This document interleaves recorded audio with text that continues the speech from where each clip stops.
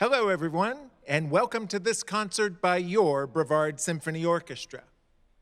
Before we begin, we'd like to give special thanks to the Brandon Family Foundation, whose generous sponsorship has helped make this free family concert possible. We'd also like to say thank you to the Margaret Heins Foundation, All Service Graphics, and an anonymous donor for their sponsorship of this program. Our concert today features the music of one of my favorite composers, Ludwig van Beethoven. We begin with the first movement of his most famous symphony.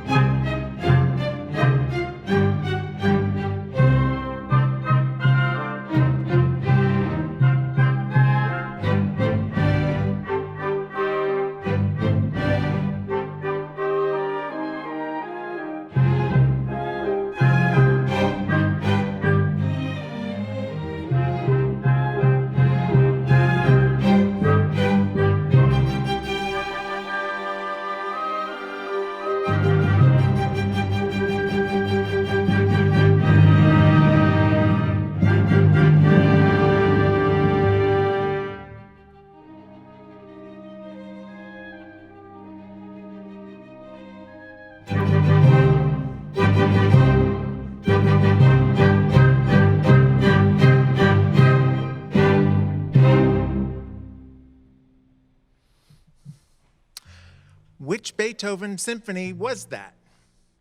That's right, Beethoven Symphony Number 5. I believe Beethoven was the most important composer of music for the symphony orchestra. He was a pioneer in the development of the symphony as a form, especially with his great Symphony Number 3. It was much longer than any symphony Haydn or Mozart or anyone else had composed. Beethoven called it his Eroica, or heroic symphony, and originally planned to dedicate it to Napoleon Bonaparte.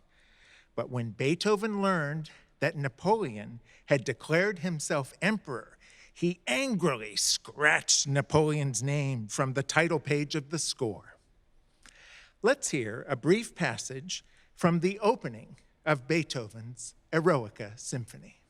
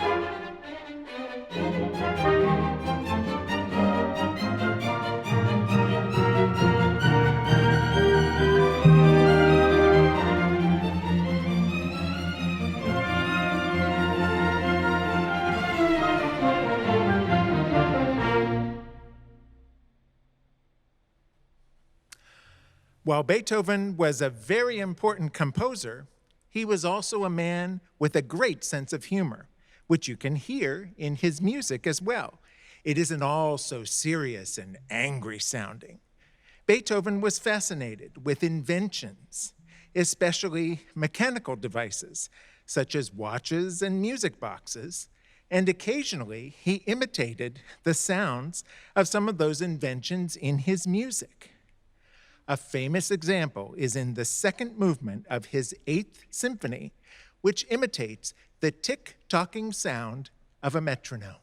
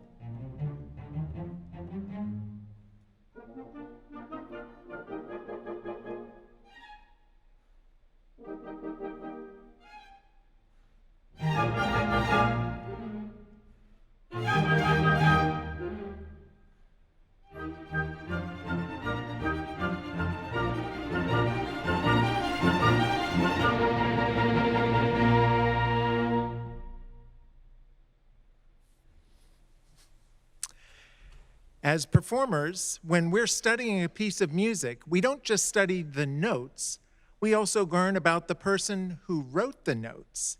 What was happening in the world and in their life that might have influenced their music? With Beethoven, there are so many books that have been written about his music and his life. We have lots of information. But still, if I could meet one famous person from the past, I'd love to meet Ludwig van Beethoven. I'd love to hear his voice, to ask him a question or two. And I'd really love for him to hear his music performed by our orchestra, and to know that his music is still being played by orchestras around the world more than 190 years after he lived. What would he think?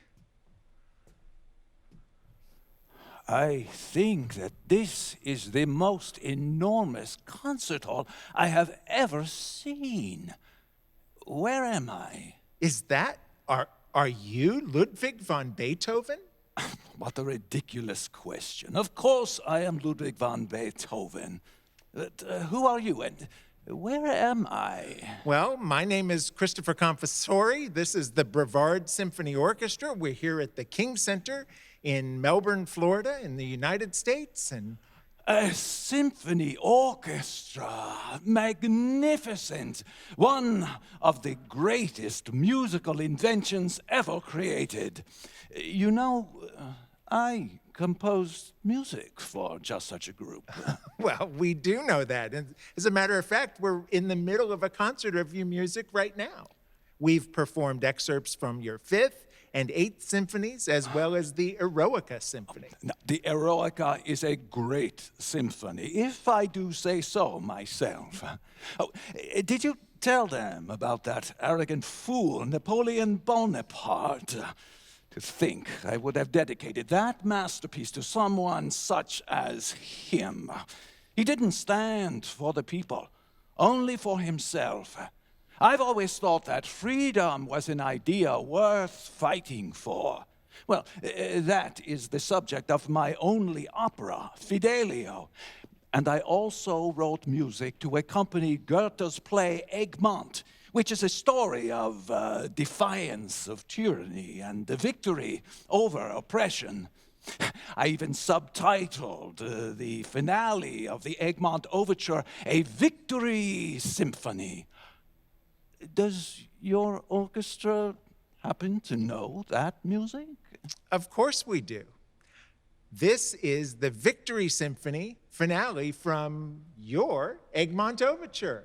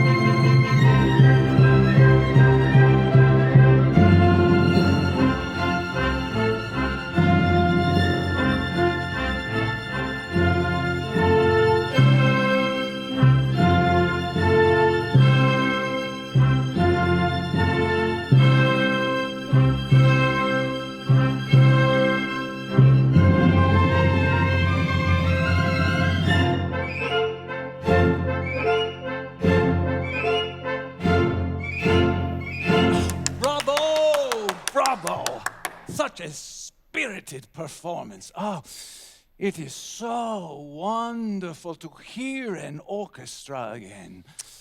Well, Mr. Beethoven, that's something I wanted to ask you. For so many of us who have studied your life and your music, the thing that is so remarkable is how you continued to write such amazing music as you lost your ability to hear.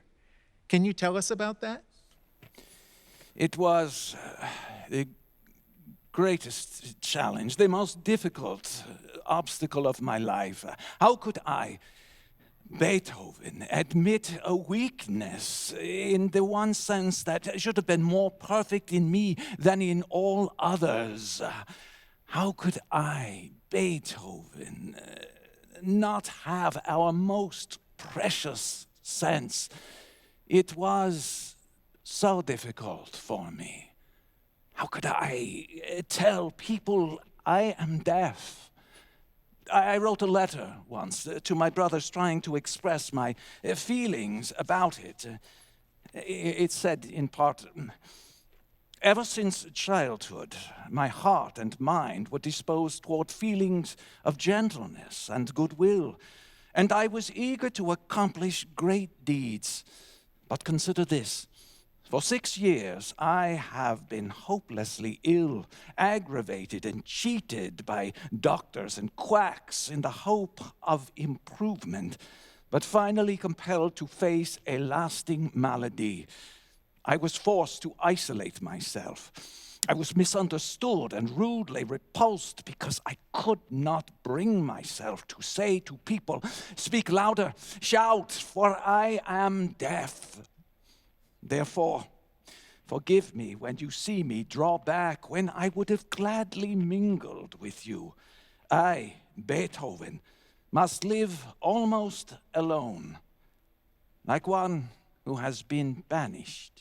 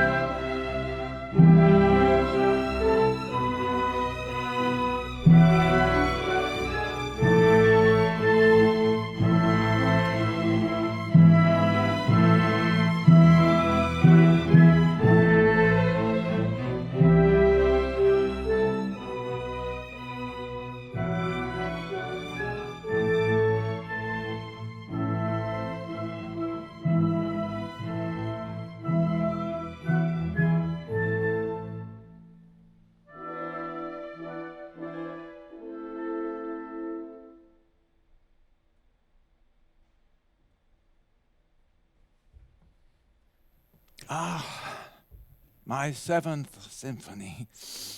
Thank you for that performance. Thank you for composing such beautiful music and for sharing your feelings with us. I can't begin to imagine how difficult that was for you. Would you mind if I asked you a few more questions? Of course not.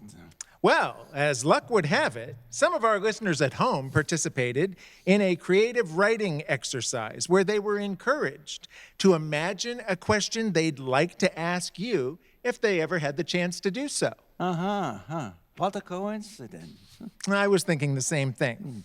Here is our first question.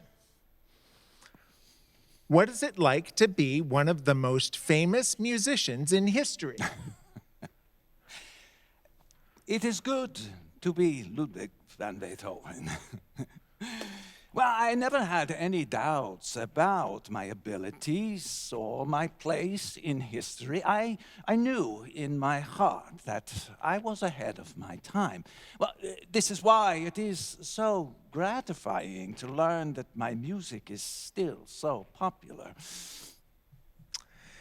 Question number 2.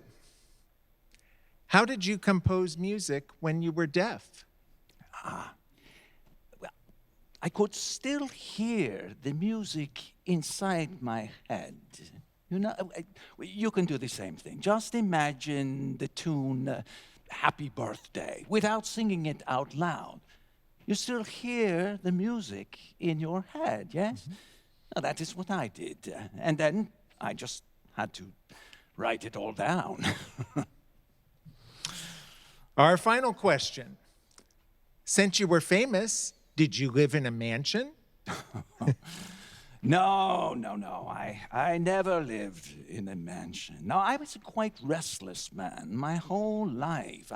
I never stayed too long in any one place. In fact, during the last year of my life, I was constantly changing residences, moving from apartment to apartment all across Vienna. Well, thank you. It was an honor to get to ask you those questions. And now, Mr. Beethoven, we have a special surprise for you. Oh, good. I love surprises. Well, that's great. We have a video of the Brevard Youth Chorus, which is a group of talented students from around Brevard County. And they're sharing a very special performance with us. So let's have a listen.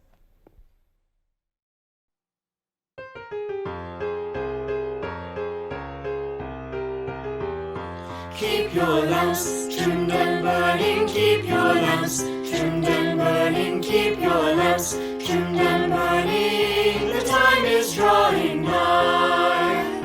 Keep your lamps trimmed and burning, keep your lamps trimmed and burning, keep your lamps trimmed and burning, the time is drawing nigh. Freedom train is rolling, rolling, it's rumbling down the track. Hear that whistle blowing, blowing, take a ride and don't look back.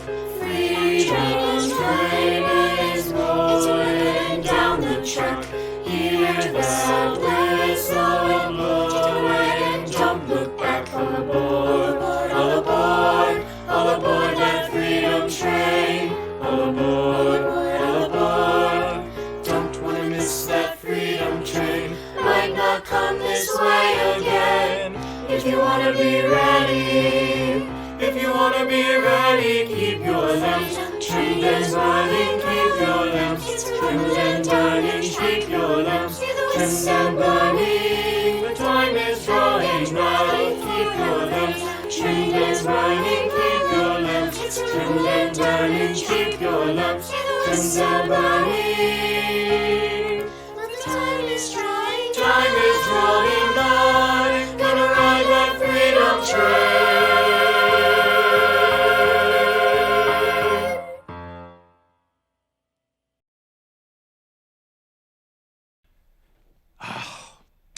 Wonderful. Bravo to all the talented young musicians. And now, Mr. Beethoven, we'd like to share a performance of one of your most important compositions. the Ode to Joy from your magnificent Ninth Symphony. We welcome back the Brevard Youth Chorus and their director, Joani Slawson.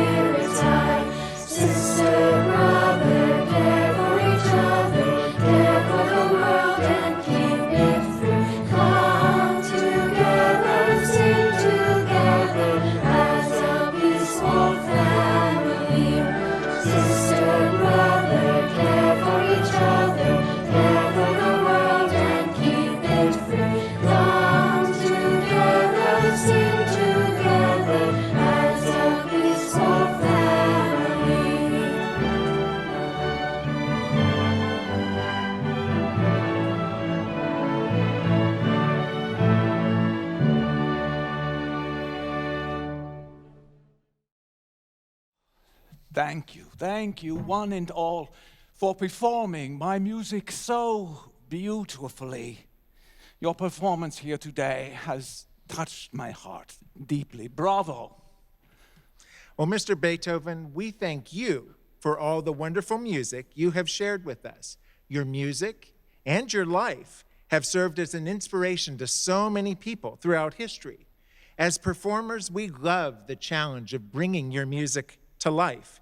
There are many ways that your music has been interpreted over the years, and to close our concert today, we'd like to play an arrangement of themes from your Fifth Symphony in Latin style called Beethoven Mambo No. 5. Would you like to hear it? Yes, I'd like to hear it very much. Hit it, Maestro.